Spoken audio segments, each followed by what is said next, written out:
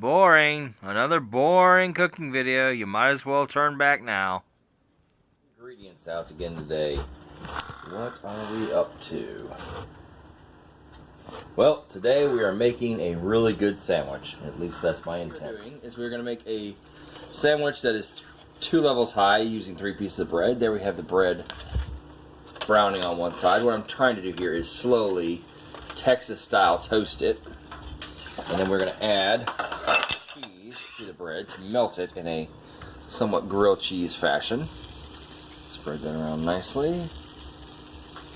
Nice and even on that. I'm going to plan to toast both sides of the bread. I've already toasted this side, so we have flipped it. And then what we are going to add to our cheese that will melt upon our bread is, I have bought a jar of jalapenos in the Mexican section. It's in my polo. Ooh, what is that? Okay, sorry.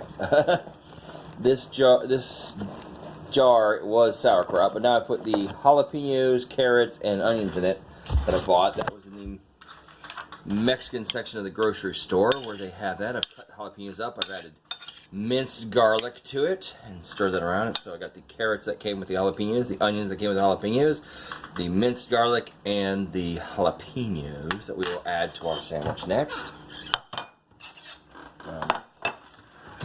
Chico dog has woken up because he heard me kicking around in the kitchen. Do you want some food? Some food to eat? Okay, I will get you something. So we must quickly, as the cheese is melting, add our jalapeno, carrot, garlic, and such mix to our sandwiches. Yes. That'd be good. Okay. I'm trying to add as many vegetables as I can in my diet as I get older, so I'm finding ways to sneak them in. Okay, that should warm all that up. And then we'll move on to our next step. Today we have some Oscar Mayer Cotto Salami, I guess that's how you pronounce it. Some S-bar, kind of cheap brand of garlic bologna. And we are going to also grill that. So give me a second to get that open and I'll show you how that's done. Sizzle, sizzle, toil and trouble. Something meaty this way comes. Salami, bologna. We're frying those up. Now you'll notice they have that Pac-Man look to them because I cut a slit. The reason is, if you don't, it's bubbling up there a little bit already. If you don't cut that slit, they tend to bubble up and make just a dome and only cook around the edges. So I picked up that little trick a while back. Into smaller segment. Well, you know what? I won't be fancy.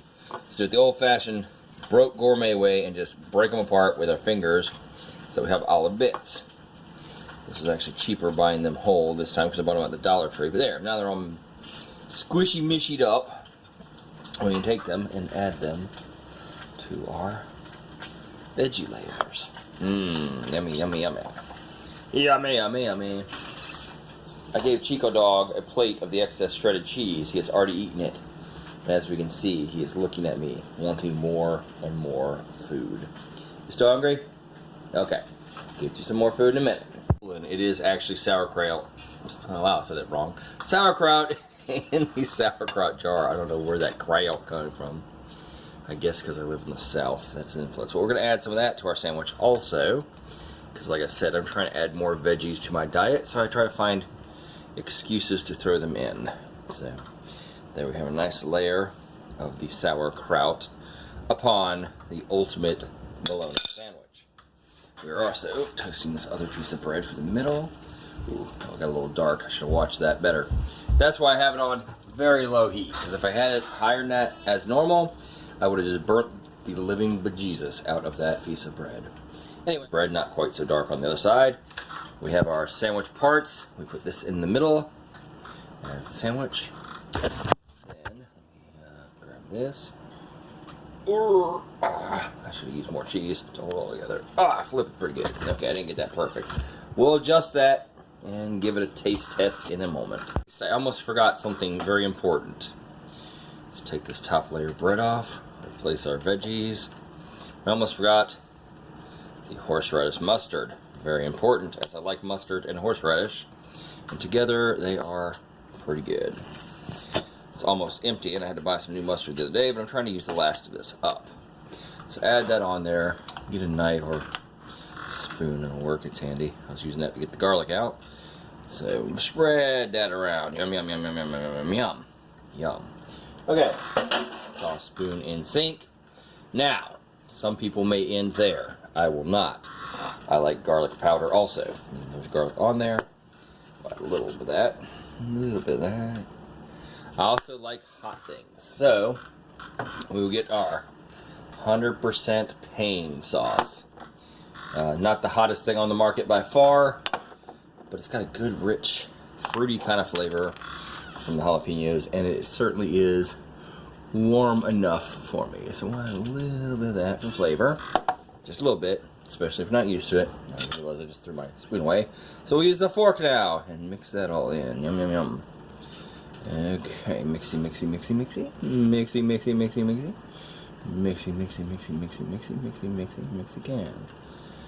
Okay, all that mixed in. Hey, Hilson folks, here we are with our ultimate bologna sandwich.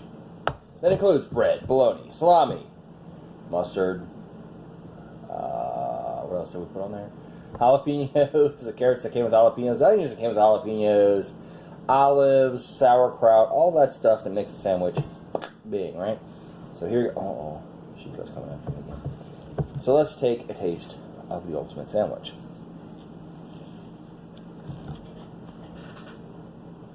It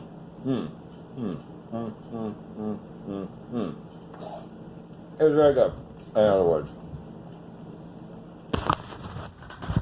Chico dog wants one. But it's too spicy for Chico dog. Dogs don't like hot things. I'll get you some cooler, okay? Okay, anyway. I gotta run. Take care of the dog. Finish my sandwich. Hilson.